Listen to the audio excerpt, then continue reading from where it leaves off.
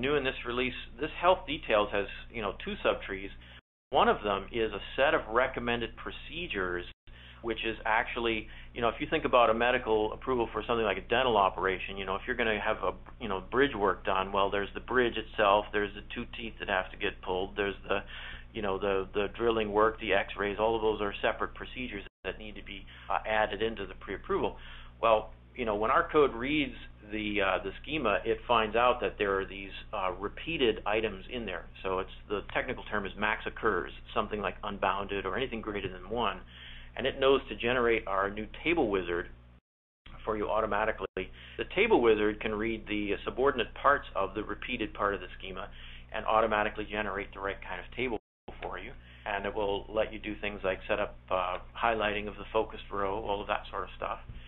And it will automatically generate all that user interface for you, as I've done here. I'm going to make the design canvas a little bit bigger because I'm in a small mode here due to the web conference.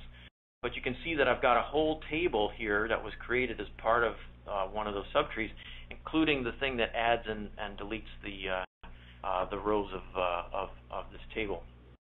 So, pretty much the only thing you have to do at this point is make sure that this automatically generated total is relatively aligned below the table, so as the table expands, it'll automatically scoot down for you. Right? And that's pretty much all the work you have to do. I'm going to scoot that over a little bit, and I'm going to flip right over to that web form server environment and show you this running form in the current state that it's in, reminding you that we haven't done the wizard part. That's coming up next.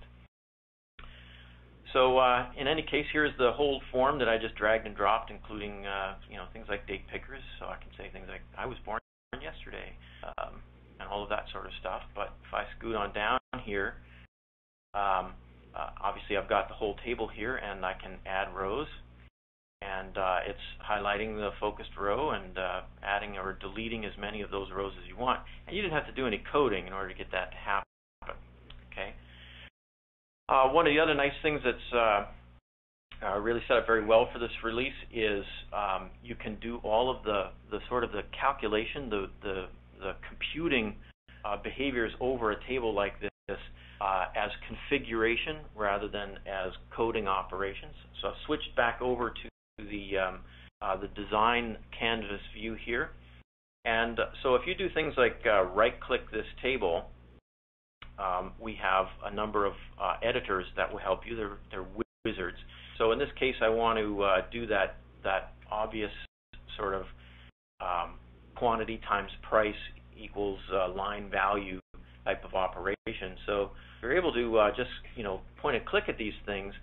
It's going to set up data model computations for you, but it's going to do so based on the bindings, the user interface bindings that were created when these objects were originally created by the drag and drop experience. So here I'm doing the quantity times unit price type of behavior. And as a result of this, I'll now call that finished. We've now added the interactivity for this table for however many rows it has, and you only had to do it one time. The other obvious operation you want to do is add all of these up when you get done. So there is a column summation wizard that allows you to say, I want to sum up this row or this particular column of the table. Oh, right, hit the wrong button there. It's actually given me, I usually have the option of dropping the result into this object, but I hit finish instead of choosing this separate object. But it's the same operation either way.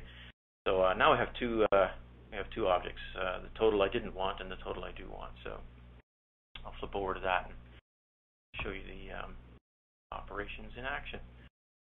So I'll scroll down here, and now as I type in 4 and 5, I'm getting the fact that it's 20, and we'll push these things out and do 6 times 6, and doing all of the calculations for me, and including when you delete something, instead of $112, that's going to be 112 minus 20, probably 92.